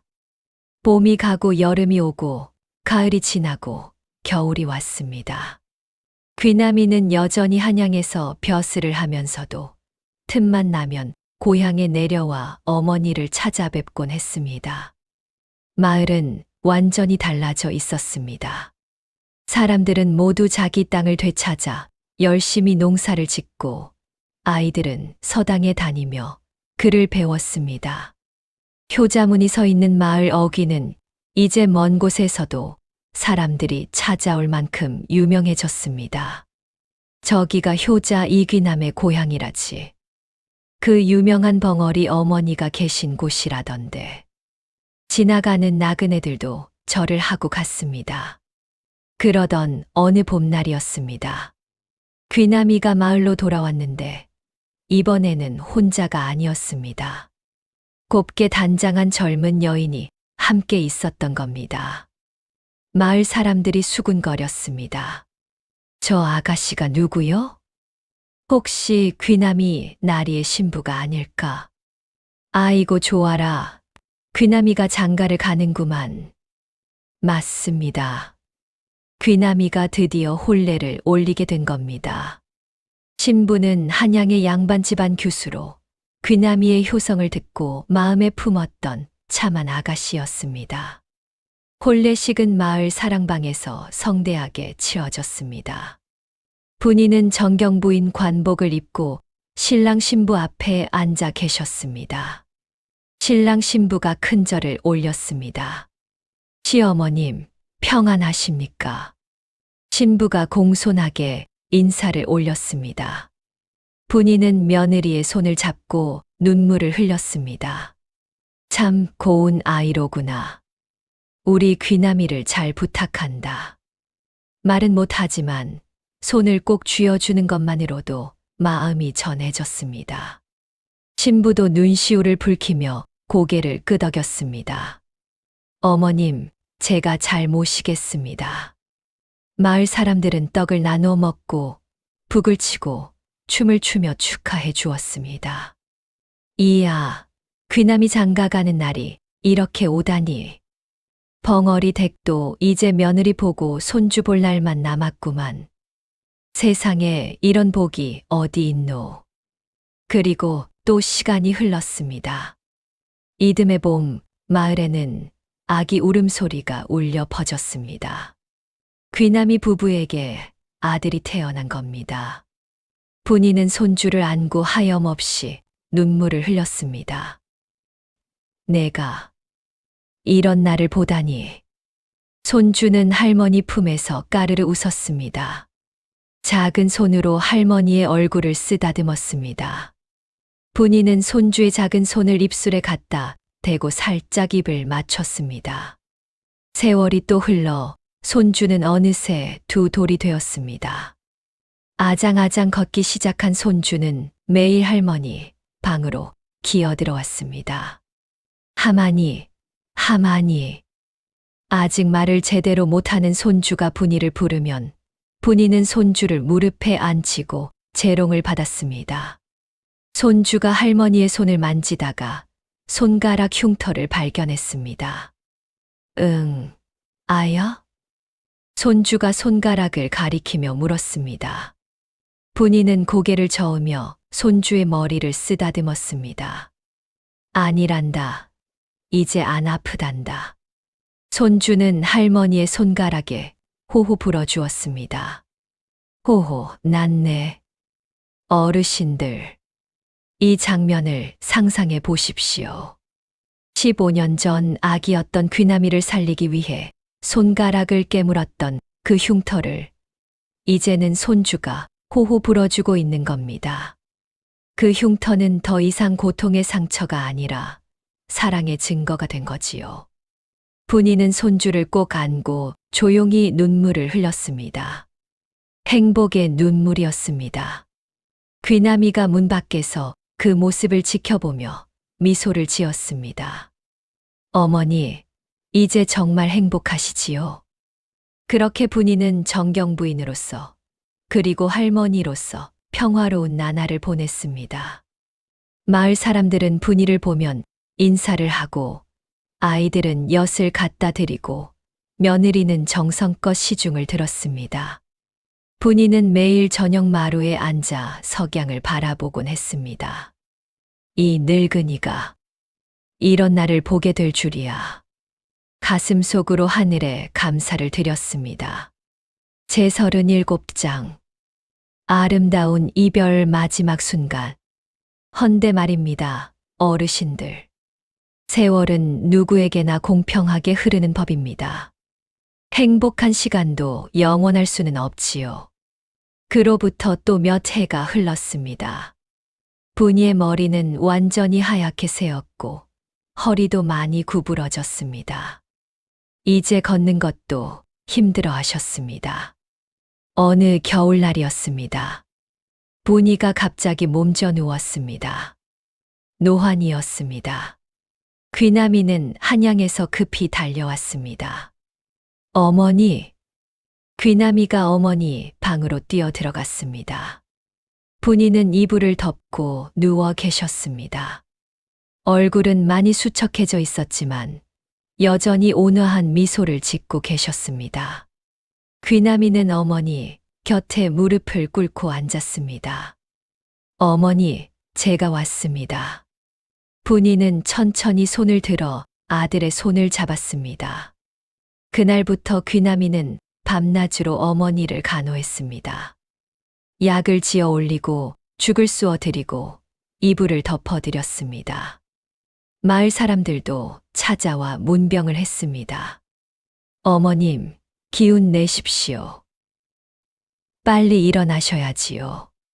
분이는 고개를 끄덕이며 감사의 뜻을 표했습니다. 하지만 분이 자신은 알고 있었습니다. 자신의 시간이 얼마 남지 않았다는 것을. 어느 날 밤이었습니다. 눈이 소복소복 내리고 있었습니다. 분이가 눈을 떴을 때 귀남이가 옆에서 졸고 있었습니다. 분이는 떨리는 손으로 아들의 손을 잡았습니다. 귀남이가 화들짝 놀랐겠습니다. 어머니, 편찮으십니까? 분이는 고개를 저었습니다. 그리고 손짓으로 말했습니다. 천천히 또박또박. 귀남아, 너를 키워서 행복했다. 귀남이의 눈에서 눈물이 흘러내렸습니다. 어머니, 말씀 마십시오. 너는 참 좋은 아들이다. 어머니, 고맙다. 내 아들. 분이는 마지막 힘을 다해 아들의 얼굴을 쓰다듬었습니다. 그 손길은 여전히 따뜻했습니다. 그리고는 환하게 웃었습니다. 마치 이제 됐다. 나는 행복했다고 말하는 것 같은 미소였습니다. 그리고 천천히 눈을 감았습니다. 어머니, 어머니. 귀남이가 어머니를 흔들었지만 분이는 대답이 없었습니다. 평화로운 얼굴로 마치 잠든 것처럼 눈을 감고 계셨습니다. 귀남이는 어머니를 꼭 안고 오열했습니다. 어머니, 어머니. 눈물이 주르륵 흘러 어머니의 옷을 적셨습니다. 밖에서는 여전히 눈이 내리고 있었습니다. 마치 하늘도 울고 있는 것 같았습니다. 분이의 장례는 마을 사람들 모두가 참석한 가운데 치러졌습니다. 온 마을이 상복을 입고 곡을 했습니다. 벙어리 댁, 이제 편히 쉬십시오. 어머님, 좋은 곳으로 가십시오. 상여가 마을을 떠날 때 마을 사람들은 모두 길 양옆에 늘어서서 절을 올렸습니다. 효자문 앞을 지날 때 귀남이는 고개를 들어 그 문을 바라보았습니다. 어머니. 이 문은 어머니의 사랑을 기억하는 문입니다. 분이는 마을 뒷산 양지 바른 곳에 묻혔습니다. 무덤 앞에는 커다란 비석이 세워졌습니다. 정경부인 분이지며 귀남이는 무덤 앞에 무릎을 꿇고 앉았습니다. 그리고 큰 소리로 말했습니다. 어머니. 목소리가 떨렸습니다. 어머니께서 평생 말씀을 못하셨지만 저는 어머니의 사랑을 모두 느꼈습니다. 눈물이 뚝뚝 떨어졌습니다. 손가락을 깨물어 저를 살리신 것, 젖동량 다니며 저를 키우신 것, 제가 곤장 맞았을 때 밤새 우신 것, 모두 기억합니다. 귀남이는 땅에 이마를 찧었습니다. 어머니, 사랑합니다. 정말, 정말 사랑합니다. 그는 한참을 그렇게 엎드려 울었습니다. 부디, 다음 생에는 말도 하시고 좋은 곳에서 태어나십시오. 그리고 다시 제 어머니가 되어 주십시오. 바람이 불어왔습니다. 마치 어머니가 그래, 알겠다고 대답하는 것 같았습니다. 귀남이는 무덤 앞에 한참을 앉아 있었습니다. 눈은 계속 내리고 있었습니다. 하얀 눈이 무덤을 덮었습니다. 마치 어머니에게 따뜻한 이불을 덮어주는 것 같았습니다. 제 38장. 자, 어르신들. 이렇게 해서 벙어리 어머니와 암행어사 아들의 이야기가 끝이 났습니다. 저도 이 이야기를 할 때마다 눈물이 납니다. 왜 그런지 아십니까? 이 이야기가 남의 이야기가 아니기 때문입니다. 우리 모두의 이야기이기 때문입니다. 어르신들, 우리도 모두 어머니, 아버지 밑에서 자라지 않았습니까? 우리 부모님들도 분이처럼 자식을 위해 온갖 고생을 다 하셨습니다. 젖을 먹이고, 밥을 먹이고, 옷을 입히고, 학교를 보내고, 때로는 굶으면서도 자식 밥은 먼저 챙기셨습니다. 때로는 아프면서도 자식 걱정에 잠을 못 이루셨습니다. 그런데 말입니다. 우리는 그 은혜를 얼마나 기억하고 있습니까? 바쁘다는 핑계로, 멀리 산다는 핑계로, 부모님께 전화 한 통 제대로 못 드리고 살지는 않았습니까? 저도 그랬습니다. 제 어머니가 살아계실 때 저는 바쁘다고 자주 찾아뵙지 못했습니다. 다음에 가겠습니다. 다음에 시간 나면. 그렇게 미루다가 어머니는 돌아가셨습니다. 그때 저는 무릎을 쳤습니다. 왜 진작 잘하지 못했을까? 왜 더 자주 찾아뵙지 못했을까? 후회해도 소용없었습니다. 시간은 되돌릴 수 없으니까요. 어르신들, 여러분의 부모님은 아직 살아 계십니까? 만약 살아 계시다면, 당장 오늘, 아니 지금 당장 전화를 드리십시오. 어머니, 사랑합니다. 아버지, 고맙습니다. 그 한마디면 됩니다. 말로만 하지 마시고, 시간을 내서 찾아가 보십시오. 부모님 손을 잡아 드리십시오. 등을 쓰다듬어 드리십시오. 맛있는 것 사드리고, 같이 밥 드시고, 이야기 들어드리십시오. 그게 효도입니다. 벙어리 어머니 분이는 평생 말 한마디 못했지만, 사랑만큼은 충분히 전했습니다.